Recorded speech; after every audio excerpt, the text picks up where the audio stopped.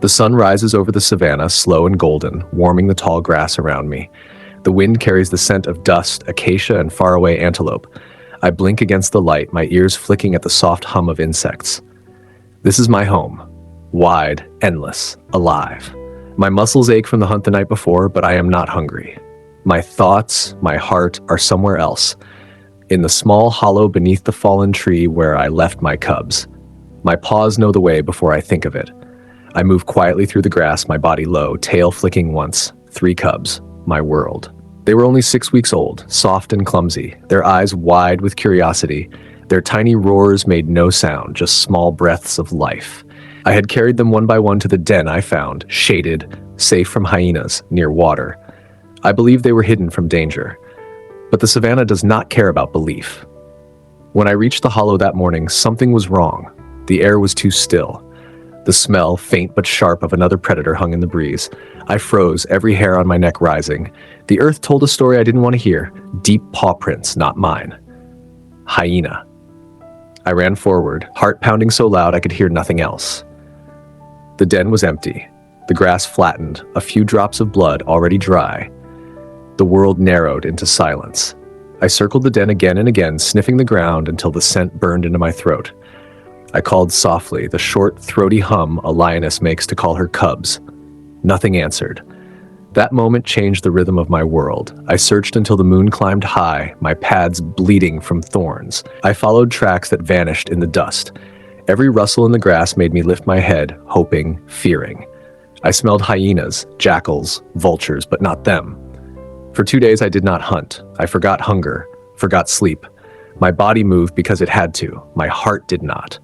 Other lions called from the distance, my pride, but I did not return. What is a pride to a mother who has lost her young? On the 3rd morning, I saw vultures circling a patch of scrubland far to the east. My legs carried me before I could think. The closer I came, the more I smelled death.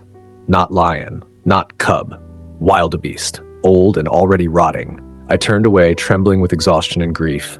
The savanna is merciless, but it also whispers. In the evening breeze, in the distant cry of a hornbill, I began to hear something small, fragile. Hope. Instinct. I had moved my cubs once before. They might have crawled out and hidden. That night, I went back to where the den had been. The moonlight painted everything silver. I listened. Nothing. Then, a faint mewling sound, so soft it could have been the wind. My heart stopped. I waited, every muscle tense. There it was again, weak but real. I moved toward it slowly, quietly, following sound and scent together. Under a thick bush, half buried in the grass, a small shape trembled. My nose touched warm fur. One of my cubs, the smallest, my daughter. She smelled of fear, dust, and milk. I licked her face again and again until she stopped shaking. Her eyes blinked open, dazed but alive. But the others, no scent, no sound. I stayed with her through the night, listening to the distant laughter of hyenas. My body curled around her to keep her warm. Dawn came pale and cold. I carried her in my jaws, moving away from the old den. The plains stretched wide and endless. I followed the river north. There were reeds, shade, and fewer predators. Each step was heavy, but she slept against my leg when I set her down. I watched the water flow past, thinking of the 2 missing cubs. My heart would not let them go. Days passed. I hunted small, a hare, a bird, enough to feed her. I taught her to stay low, to listen.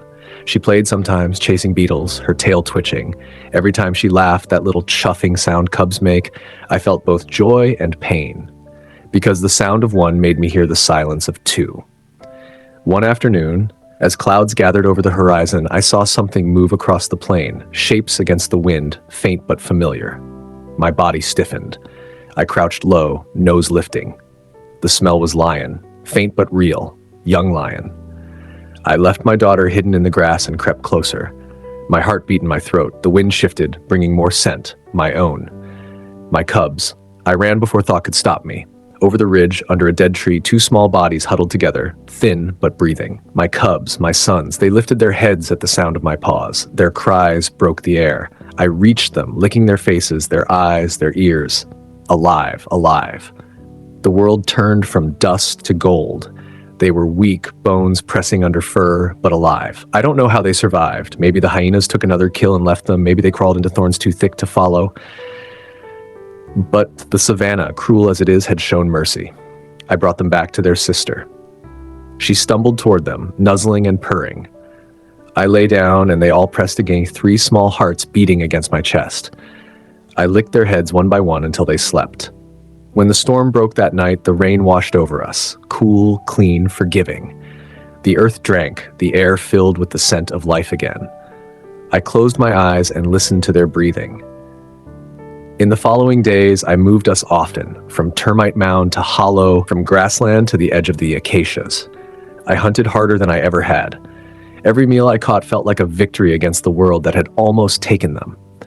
They grew. Their legs steadied, their eyes shone brighter.